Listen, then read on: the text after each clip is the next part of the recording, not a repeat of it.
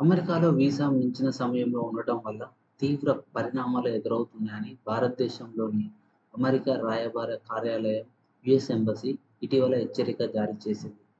ఈ హెచ్చరిక 2025 మే 17న అధికారికంగా విడుదలైంది. అమెరికా రాయబార కార్యాలయం హెచ్చరిక వివరాలు: వీసా మించిన సమయంలో ఉండటం వల్ల డిపోర్టేషన్ అంటే దేశం నుండి బహిష్కరణ, భవిష్యత్తులో అమెరికాలోకి ప్రవేశంపై శాశ్వత నిషేధం ఎదురవుతాయి. 30 రోజులకు పైగా అమెరికాలో ఉండే అంతర్జాతీయ సందర్శకులు ఫెడరల్ అధికారులతో నమోదు చేసుకోవాలి. ఇది అన్ని 3 రకాల వీసాదారులకు వర్తిస్తుంది: student visa F1, tourist visa B2, work visa H1B. Entry సమయంలో ఇచ్చే I-94 ఫామ్‌లో పేర్కొన్న తేదీ వరకు మాత్రమే అమెరికాలో ఉండాలి.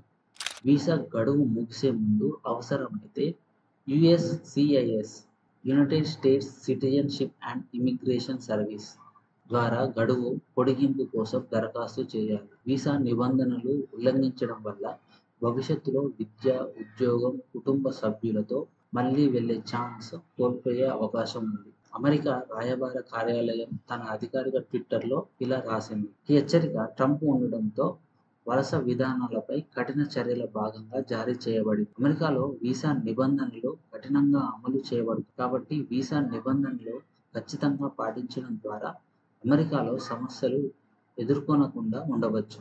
అయితే ఈ హెచ్చరికపై ప్రధానమంత్రి నరేంద్ర మోదీ గారు ఎటువంటి అధికారిక ప్రకటన చేయలేదు.